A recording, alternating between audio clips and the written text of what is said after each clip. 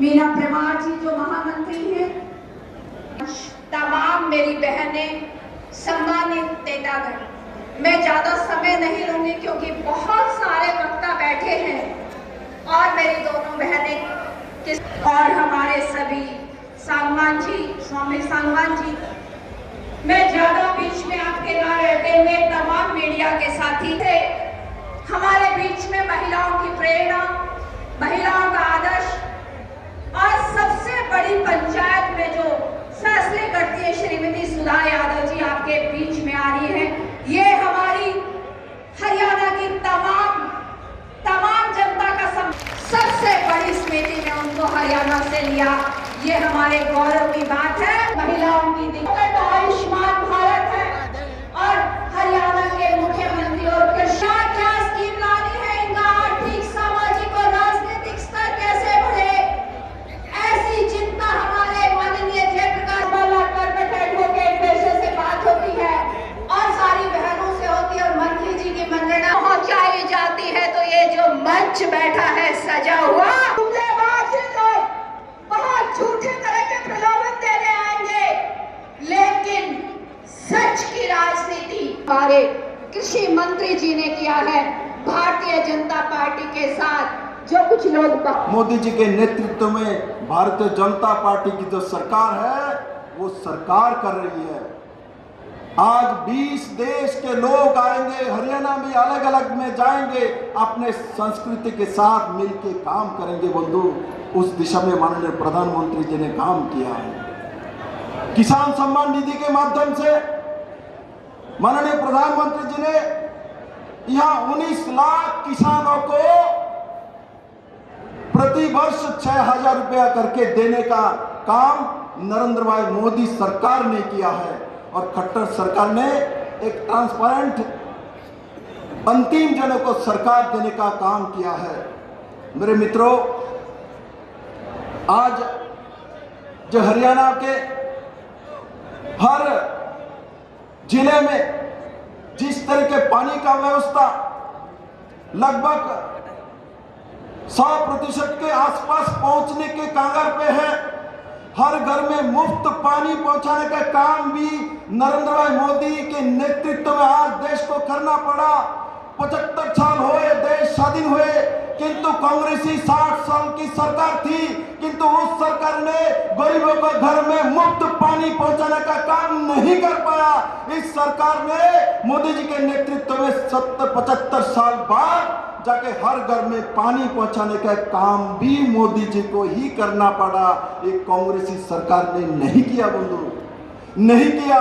पानी तक पहुंचाने का काम 75 साल में नरेंद्र भाई मोदी को ही करना पड़ा। एक कांग्रेसी सरकार ने नहीं किया। कांग्रेसी सरकार ने जात पात पंथ के विभाजन करके राजनीति करना ये सिखाया है और नरेंद्र भाई मोदी ने हर घर में पानी पहुंचाया, गरीबों को घर दिया, सबको शौचालय दिया, सबको विद्युत की लाइन दी, सबको गैस का चूल्हा दिया, सबको इलाज करने के 5 लाख का इलाज का व्यवस्था किया। प्रधानमंत्री ग्राम सड़क योजना के माध्यम से रोड दिया, हाईवे के माध्यम से बड़े मात्रा में नेशनल हाईवे दिया, 4 लेन रोड दिया, 9 लेन रोड दिया, 6 लेन रोड दिया। उसके साथ साथ कोरोना काल से शुरू हुआ प्रति व्यक्ति 5 किलो करे अनाज 80 करोड़ लोगों को देने का काम किसी ने किया तो नरेंद्र भाई मोदी और मनोहर लाल खट्टर सरकार ने किया। गांव को अपने गांव तक पहुंचा करके उनको अमली जामा पहनाते हुए पंक्ति में आखिर में खड़े हुए व्यक्ति को लाभ कैसे मिले उसका काम करना, और ये काम करने का दायित्व हमारे नवनिर्वाचित सभी सदस्यों के ऊपर आता है। हरियाणा सरकार को भी यदि अगर आप देखें तो 8 वर्षों के अंदर जिस तरीके का बदलाव यहाँ पर किया गया है, जो व्यवस्थाएं परिवर्तन करने का काम यहाँ पर हो रहा है, उन व्यवस्थाओं से आने वाले समय में बहुत लंबा लाभ होगा। मैं अभी पूर्व मुख्यमंत्री आदरणीय हुड्डा जी की 2 दिन पहले की प्रेस कॉन्फ्रेंस को सुन रही थी। उन्होंने बहुत सारे मुद्दे उठाए, लेकिन एक मुद्दा उनका मुझे ध्यान रहा जो उन्होंने परिवार पहचान पत्र के ऊपर कटाक्ष करा था, जो उन्होंने कहा कि ये तो सबके लिए परेशानी का पत्र है।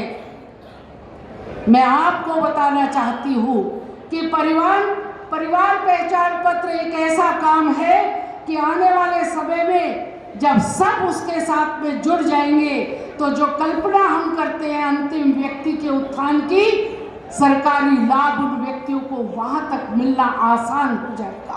उनको पावर्स दिए जाने के अलग अलग जगह पे प्रोटेस्ट भी जनप्रतिनिधि करे, तो उनकी पावर्स को लेकर के आपका क्या मानना है? हमने जो है पंचायतों का सशक्तिकरण किया है। जिला परिषद हो, पंचायत हो, ब्लॉक समिति हो या शहरी सरकार हो, उनका सरकार का हस्तक्षेप को कम किया है। अपने फैसले करने का अधिकार उनको दिया है और उसके परिणाम सुखद आएंगे कि हम जो उनका हक है सरकार का उनको दे देंगे।